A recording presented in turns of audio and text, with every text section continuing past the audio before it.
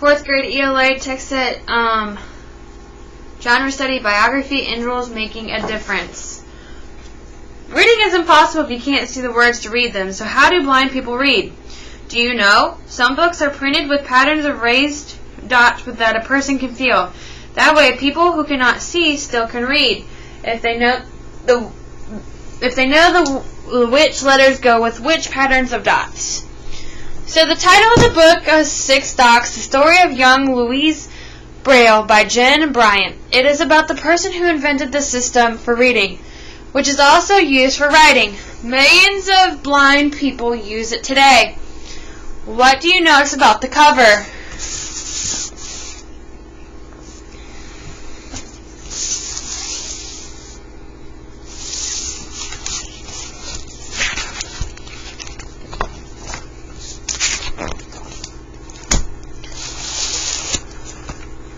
On the day I was born, Papa announced me to the village. Here's my son, Louis.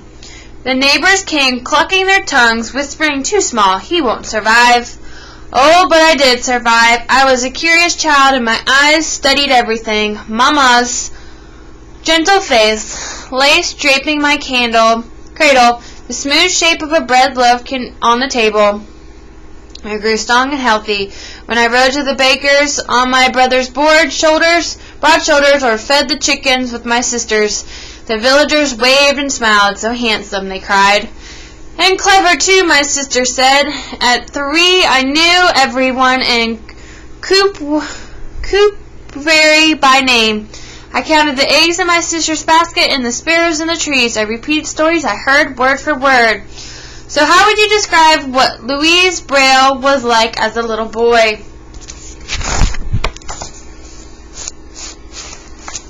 But what I loved most was to watch Papa work.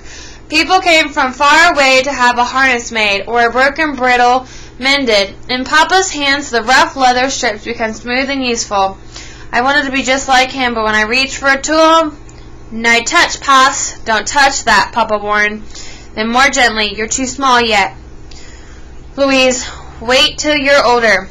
Too small, those words. I wanted to be bigger, stronger, and older. Perhaps if I showed Papa what I could do. The leather was smooth. The awl was sharp. I knew just how to. Papa! Papa! Papa! What just happened?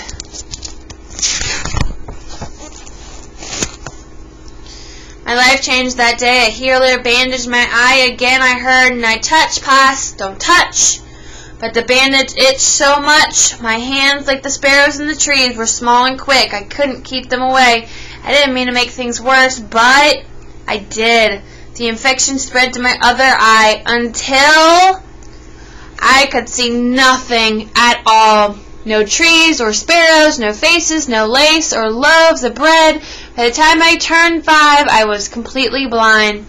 The villagers whispered, "Poor Louise Braille. Such a clever boy. What will happen to him now?" My world was dark and dangerous. I stumbled about the house, banging into the doors, the walls, the door, chairs, the door, the walls, the door. My body ached. "Where is the sun?" I cried. So look at the page. Think about what I just read. How are you feeling? But the sun did not come. I sat by the window, training my ears to do what my eyes could not. Clang, bang, kish, kish. That was Papa in the shop. Swoosh, swish, swoosh, swish. Long skittered ladies hurrying to market. Clop, clop, clomp, stop. Soldiers marching down the street. Grr, grr, ruff, grr, grr. The neighbor's angry dog, chained too tight, alone in the dark. I knew just how he felt.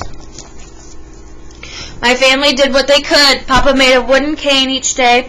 I walked a little farther. Tap, tap, tap, tap, tap, tap. Counting the steps between the houses and the garden, the vineyard and the chicken coop, the baker's and the miller's, and back to Papa's shop. My brother taught me to whistle. Whoosh, whew, whew. And when the sound echoed back, it warned me of things in my path.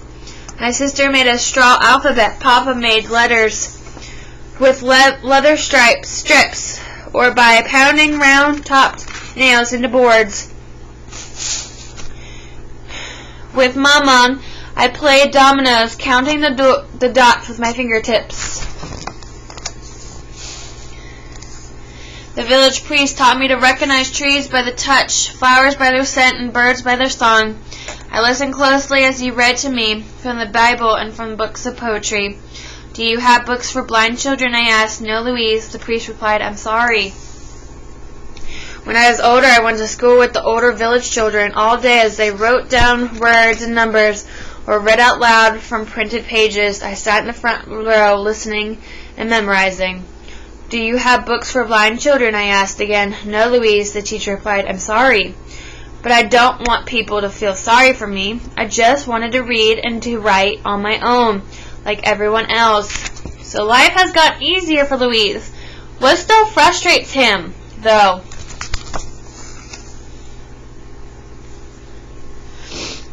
The Marquise, a noble lady living nearby,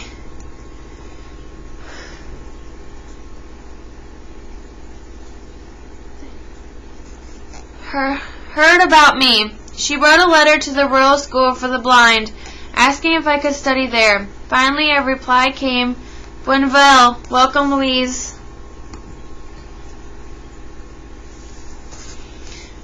The priest says they have books for the blind, I told Papa excitedly, but you're only 10, Mama cried, and you'll live there most of the year, my brother added. Paris is a big city, far away, my sisters warned. How could I make them understand without books? I would always be poor, Louise Braille. I would always be held back, like the dog chained to tight. I love you, I told them, but I must go. I didn't need my eyes to know that the Royal School in Paris was not a palace. My hard bed was in a damp, crowded room. My uniform itched. My meals were small and cold. The teachers were strict. The older boys teased and stole. How I missed my home. And yet I stayed. I stayed because somewhere in this old, moldy building there were books for the blind. Only the best students are allowed to read them. My friend Gabriel told me. Then I will be one of the best, I replied. Learning at the blind school was almost like learning in Courbevoie. We sat and listened. We memorized and recited. We also had music lessons and made slippers in the workshop. As my fingers flew across the organ keys or between the stripes of cloth, I dreamed of reading and writing. I worked and studied as hard as I could. Finally, it was that day a guide led me to the library. Azuwa, see, sit here, he commanded. There was shuffling, grunting, and scraping. A thud. Voila! There it is, he said. Just trace the raised letters with your fingers. It was a long reach to the top of page 1. My fingers traced the outline of each letter, just as I had done in Courbevoie, with straw and leather.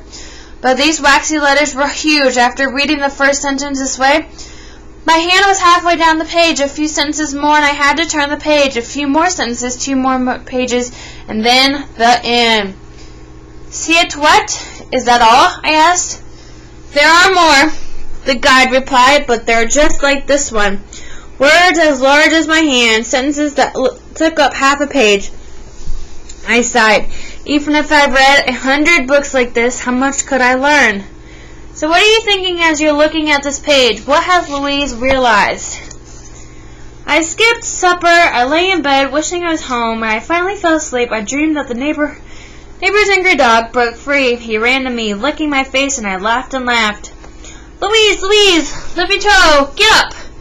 Gabriel shook me awake. It was morning. The headmaster wants us. Let's go. Adios. Everyone had gathered in the big room. Dr. Pignat spoke. A French army captain has invented a code to send secret messages during battle. The code is read by touch, not by sight, so we might use it here too. You're each holding a message written with patterns of dots. The headmaster continued. Each pattern stands for a sound, such as oo, or in, or ch. We listened as he explained. It wasn't easier. There was a lot to remember. Flipping my paper over, I moved my fingers from left to right. Feeling the dots fall back, I shouted. Everyone laughed. It was a battle order, of course, but now my heart pounded with hope. I asked for another. Again I touched the dots. Supplies arrive at dawn. Ooh, yes, the headmaster cried. The others shouted out their messages too. How are the messages written? I asked. The headmaster handed me a slate, a wooden frame with a metal piece in the middle. Slide your paper underneath, he explained. Now take the stylus, but be careful. The sharp tool is like the awl in Papa's shop, I shivered. Use it to punch the code into the paper, he said. I made a few of the complicated dot patterns, then flipped the paper to read them by touch.